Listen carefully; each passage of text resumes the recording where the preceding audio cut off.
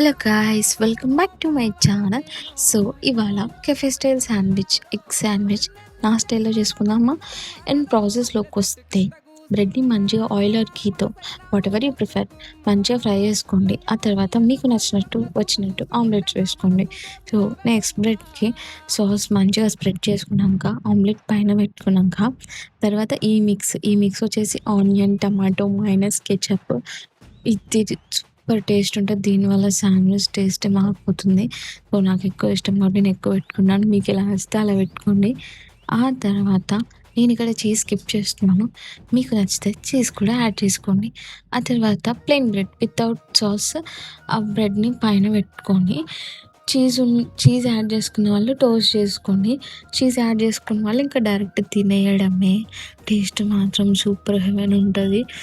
మీకు ఇలాంటి రెసిపీస్ కావాలంటే కామెంట్ చేయండి.